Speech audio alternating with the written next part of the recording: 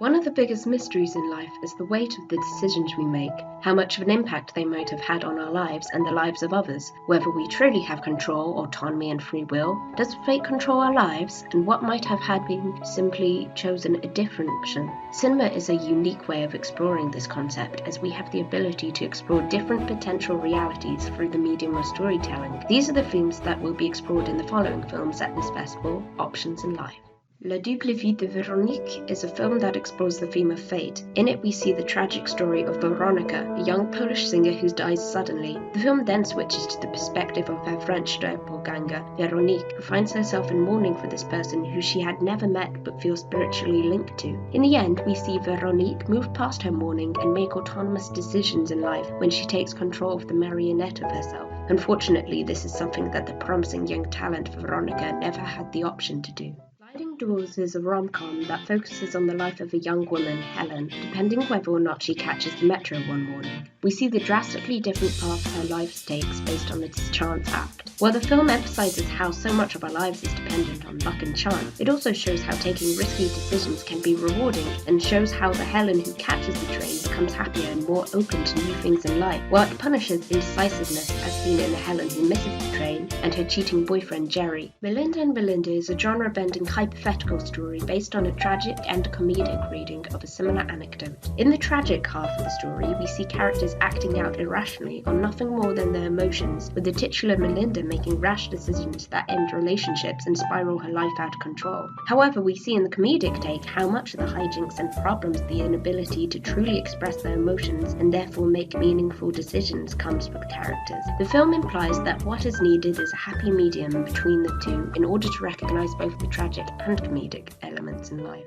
About Time is a 2013 British rom-com that centres on a young man, Tim's ability to go back in time and make changes in his life, which he uses to find love and create a happy life for himself. While this power helps Tim overall enjoy a meaningful life, it also focuses on how there are things that even he doesn't have the power to change, and the dilemmas that he must face. In the end, Tim decides to enjoy life in the same way that others do without any second tries, and he stops using his powers. Mr. Nobody is about the life of a man, Nemo, who has the ability to witness all different outcomes of his life based on different decisions. We see 3 major outcomes that he goes through and how they all end in tragedy. The film reveals that it is all based on a time when Nemo had to make an almost impossible major life decision for himself when he was only 9. Like Nemo, it is easier for us as the audience to see all different potential outcomes and have to make such an impossible choice definitively. Blind Chance is a Polish film that shows us 3 different outcomes of a man's life. Witek, based on whether or not he catches a train to Warsaw. In each option, we see him faced with similar decisions, such as whether or not to join the Communist Party, to help the anti-communist student rebellion, to take a major trip abroad.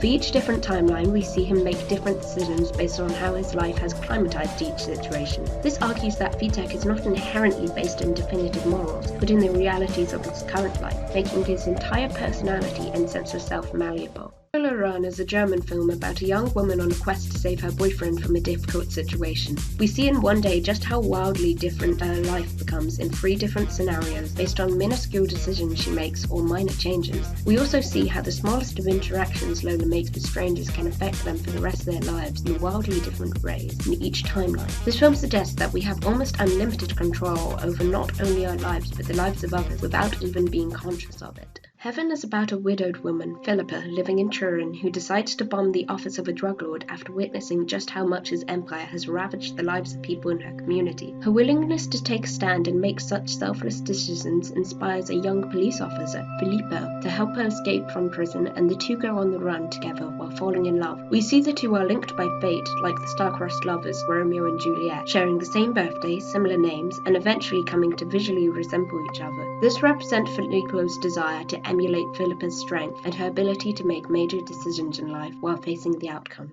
¿Sabes qué decía mi abuela? Si quieres hacer reír a Dios, cuéntale tus planes. Amores Perros is a Mexican film about cruelty, love, dreams, and regret. It centers around 3 major characters, Octavio, Valeria, and Chivo, and how each of their lives are destroyed by a car crash. We see each of them witness the destruction of their dreams and the relationships with those they love, both by chance and by their own selfish actions. The film uses dogs as a motif for this, specifically Kofi, Octavio's dog, who goes from a pet to a savage based on the cruelty and greed of the world around him. Tinian deconstruction of the revenge film about a detective, then Benjamin, in the 70s, becomes consumed with a rape and murder case after befriending the husband of the victim, Morales. Benjamin's sense of justice drives him to extremes to catch the killer, and we see him let his own life be consumed by it 25 years later, as he has forsaken his potential life with the woman he loves, Irene, in order to pursue this case. In the end, we see that Morales has also let his own life be consumed by revenge, as he has been holding the killer hostage for decades, trying to fulfill his own sense of justice, making Benjamin's sacrifice worthless.